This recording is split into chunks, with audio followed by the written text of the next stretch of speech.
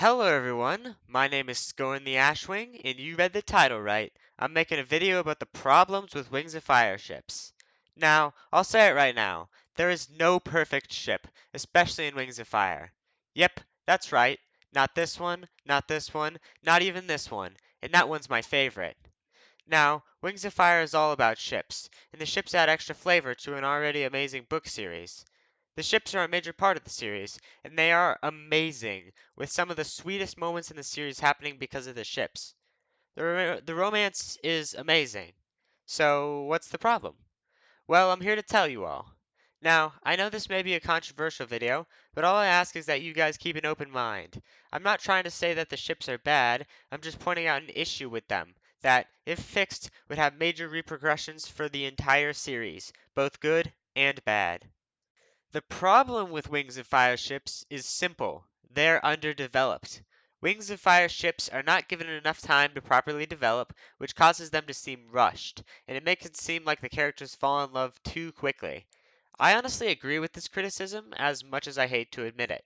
Now, this doesn't make the ships bad, not by any means. Some of my favorite moments are shared between two characters in love, such as moments between Glory and Deathbringer.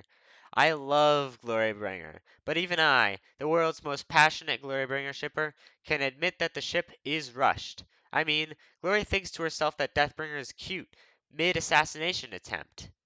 As much as I love the enemies to lovers trope, it's still rushed. And it's not just Glorybringer, it's all the ships. Peril fell in love with Clay in less than a week, with only a couple of hours of time with him. Riptide and Tsunami fell in love in a week as well.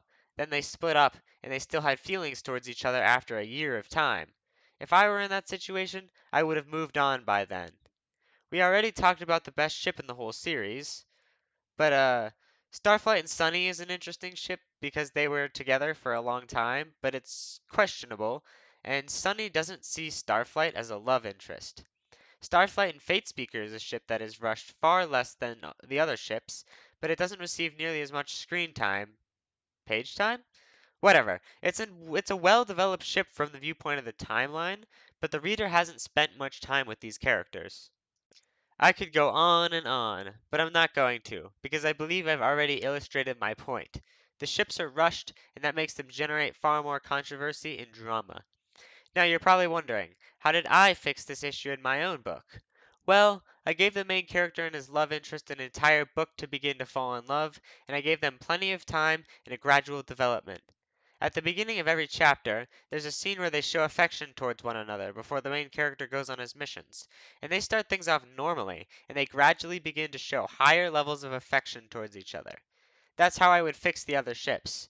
Glorybringer would be so much better if they weren't revealed to be in love until Arc 2.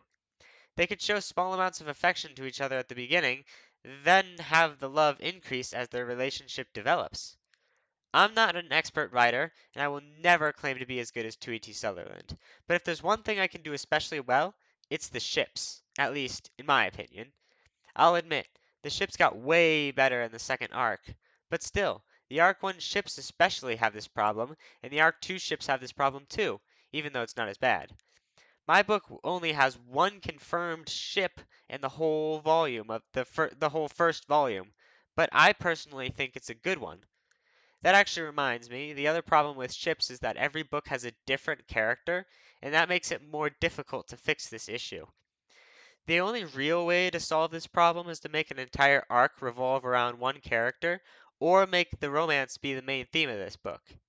The Poison Jungle did this the best in my opinion, with the Sunlow ship, but most of the characters' development came from before the book.